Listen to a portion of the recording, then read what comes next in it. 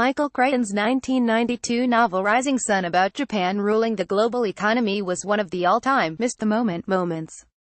By the time it hit bookstores, Japan's 1980s bubble had already imploded. By 1993, when Sean Connery and Wesley Snipes were starring in the big-screen version, deflation had descended over Tokyo and the government began a multi-decade cycle of huge stimulus jolts and bank bailouts. Japan's economic sun was more of the setting kind. Must-reads from across Asia, directly to your inbox. Japan's Shinzo Abe could be excused for feeling as if he's been transported back to the days Crichton explored. Rising Sun, after all, almost perfectly captures Donald Trump's view not just of Abe's Japan, but also Xi Jinping's China. In word, deed and unconscious gesture, Trump betrays his belief that America is waging a commercial war against shadowy Asian business moguls playing by their own rules and stopping at nothing to control the global economy. Abe could brush up on Trump's worldview by watching the 1986 film, Gung Ho. The Ron Howard-directed comedy about a Japanese auto company that buys a U.S. factory, and all the lost-in-translation hijinks in between, also aptly captures Trump's stuck-in-the-80s take on Asian competition. The U.S. is experiencing a revival of Japan syndrome, says Steve Levine of Washington news website Axios. It's one harking back 3 decades to when Made in Japan abruptly stopped being a source of mirth. Americans began to snap up Toyotas and Nissans in big numbers, and Detroit sank into a profit and jobs bloodbath. These days, of course, the Asian peril preoccupying President Trump involves China.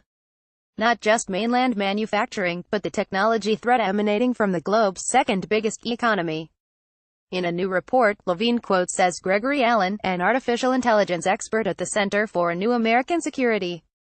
5 years ago, Allen points out, American technologists sneered at China's Baidu and its new search engine. They aren't laughing anymore, Allen says. Now they are marveling at Baidu's advances in artificial intelligence. Trump isn't completely wrong. Just as Japan conquered cars, China has the capacity to lead the world in tech. First with Xi's ambitious, Made in China 2025 scheme. Of that, Levine said, not only would China have the most advanced versions of these technologies, but it would effectively block off its market for competition in these leading sectors.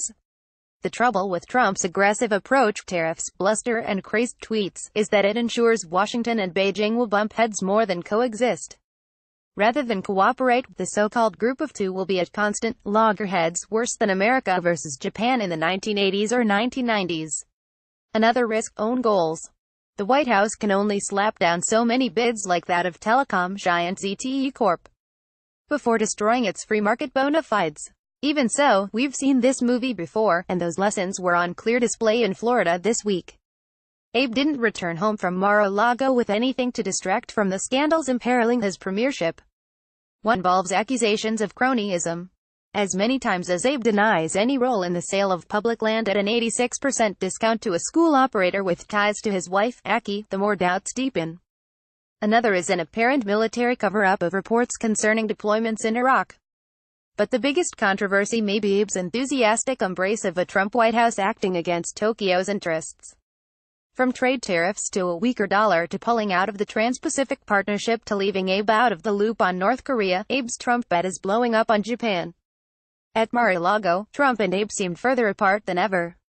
Trump hit Japan both on Twitter and at a press conference. Speaking of movies, the in-flight film on Abe's trip from Tokyo to Florida was Darkest Hour, which dramatized Winston Churchill's wartime struggles. Abe could be excused for wondering if the title refers to his own tenuous hold on power. Of if the plot is a metaphor for Tokyo's challenges with Beijing, Pyongyang, or even a Trump show stuck in the 1980s. Whatever happens between Abe and Trump from here, no one should bet on a happy ending. Continue reading.